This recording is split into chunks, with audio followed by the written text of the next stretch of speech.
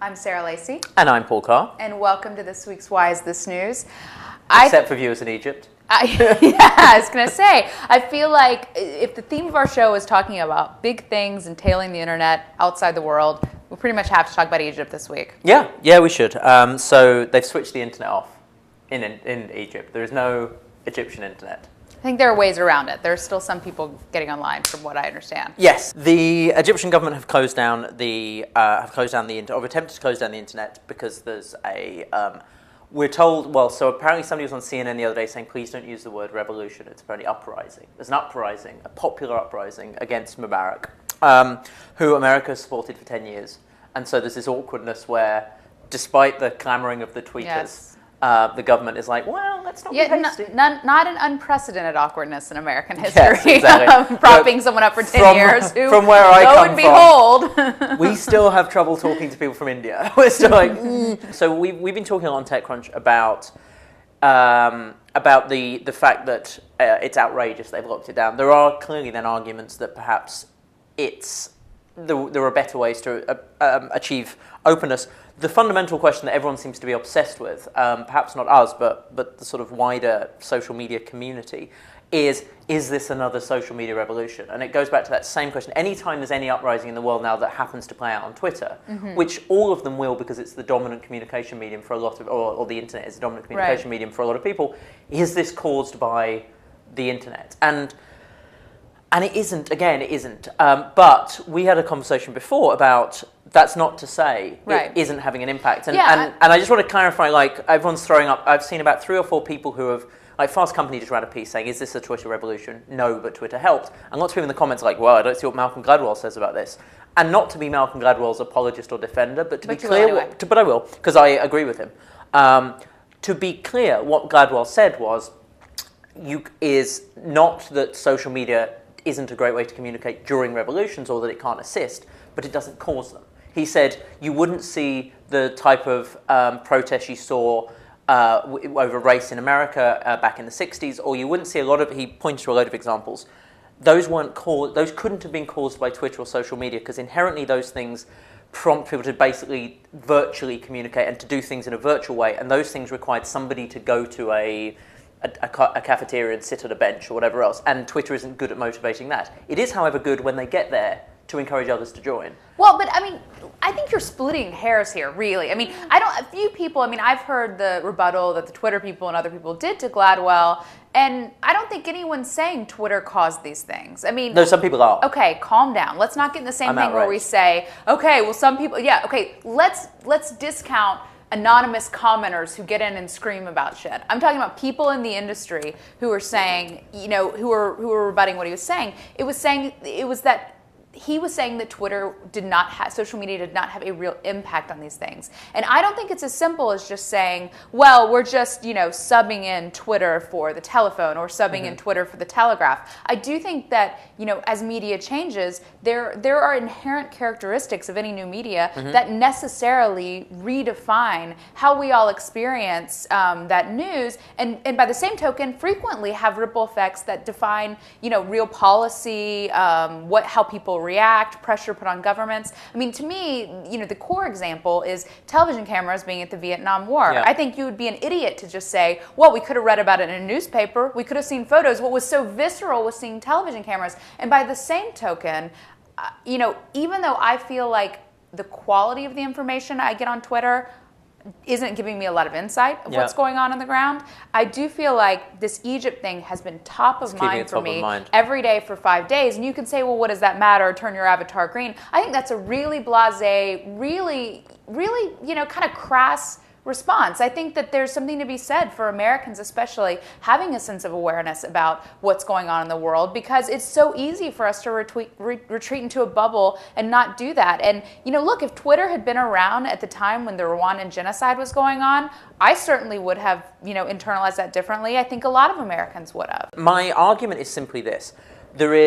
I agree with you that it's the dominant medium. I agree that CNN during the Iraq War brought a war home to Americans. I agree with the Vietnam example. The difference with those is they were American wars. They were wars that Americans were having, both Vietnam and Iraq, but that we couldn't see. We, as the West, I use we generally, couldn't see.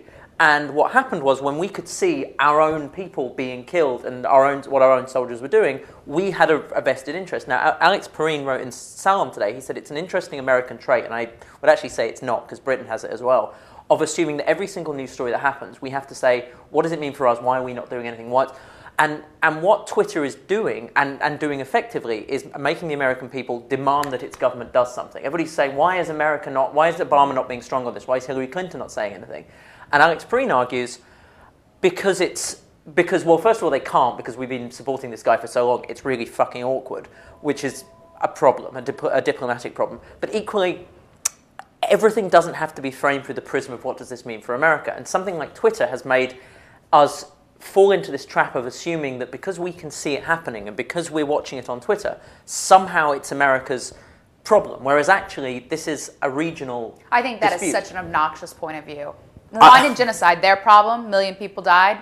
No, hang on, wait. Wait, that's fundamentally different. There's a massive difference between a genocide and which is okay. How many people die before it's a difference? No, well, allow me to finish. How bad does it get before more than 50 for it to be a genocide? But I'm not dismissing. I'm not saying the numbers are not there. What I'm saying is the Rwanda genocide was something terrible that was happening, and we weren't doing a damn thing. The Egypt situation is the precise opposite.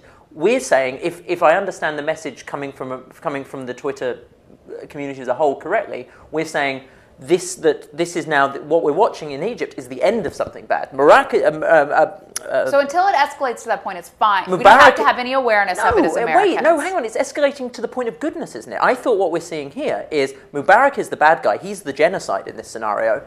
And what we're seeing is the people rising up against it and stopping the badness and going to something good.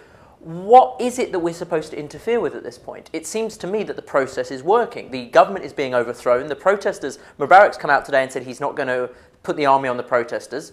It's working. What is it that we're supposed to do? I'm not arguing that... What is it that Twitterers want? It's working. The process is working. Revolution is happening. Change is occurring. Things will move on. What I'm talking about is broadly... This isn't an issue that if we're aware of it, we can do something. There is nothing to do. What we're doing is we're watching on Twitter, and we've got into this weird video game mindset of we have to somehow get involved. And what I'm saying is, perhaps I think you should actually get on Twitter if you want to judge what people are tweeting. Because that's not what I see in my tweet stream. And you've said yourself, you haven't even been watching this on Twitter. So where are you pulling all this from? Tell me what it is that they're demanding, or what they're saying. I'm not seeing people demanding things. I'm seeing people passing around information, raising awareness, saying... That's my question and I'm not trying to dismiss. It's great that people are engaged in a news story. Why are you taking this haughty, we don't care about the rest of the world, this is their problem? What I'm saying is, in this situation with Egypt, it seems to me the people are rising up and doing something themselves. What is it that, and I think it's great that people on Twitter are interested and are paying attention. The more people are paying attention to international affairs, the better. What I'm saying is, if we're saying there is some goodness and some value beyond just being that people know about something and are a bit more educated, what is that value? What is it that that Twitter will help happen? Because it doesn't seem to me that it's helping the revolution, because the revolution is happening very well on its own. Thank you very much.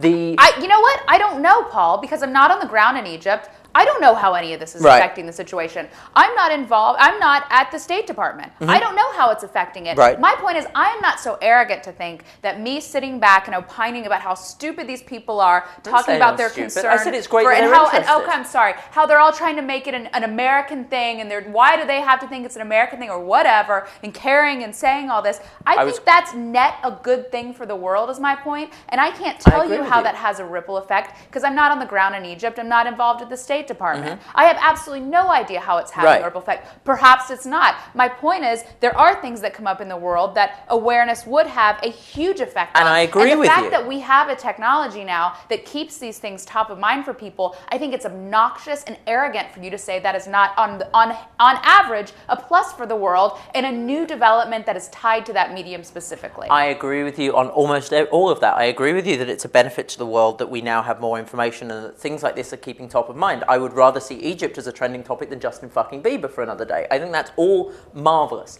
I agree with you that if Rwanda happened now, we would probably know about it sooner, and hopefully America would be driven by looking at a situation that was absolutely disgusting, would be motivated to be more interventionist sooner. And the French and the Belgians wouldn't be involved. What I'm what I'm unclear about yet is I haven't yet seen, and I think Twitter has the potential for doing all of that. It has the potential. But what I'm yet to see is a solid example yet of anything significant, any revolution, any atrocity, any genocide that has either been assisted in the case of revolution or prevented in the case of the genocide or atrocity thanks to social media. But what I do hear is a lot of people saying, thank God for social media. If it weren't for social media, none of this would be happening. And I'm not saying you're saying it. I'm not saying that the smartest people at the State Department are saying it. But I'm saying even on TechCrunch, we're seeing a lot of people saying this wouldn't have happened but for social media. And all I'm trying to say is I don't yet understand the practical or the tangible value add to the situation on the ground anywhere in the world that social media has done. And my point, Paul, is just because you or I don't see it doesn't mean it doesn't exist. I think there are probably a ton of small to you individual stories of someone who is connected over this amidst this turmoil, of someone whose life has been saved over this turmoil, of some impact it's had. And I just think it's incredibly callous as you sitting here in America untouched by the violence to say, well, I don't see the impact of this, so it's all meaningless. I'm sure there are some inspiring, there's some fucking immensely brilliant stories on a micro level. That's not what I'm talking about. What I'm talking about is the fact that people are saying this entire situation, the situation as a whole in Egypt, in Tunisia, prior to that in Iran, we wouldn't have seen without social media. Okay, so the fact that we said at the beginning of the conversation, let's not debate whether or not this is caused by social media because no one's saying that. But they are saying that. Okay, but whatever. Thanks for being here. Join us next week on Why Is This News?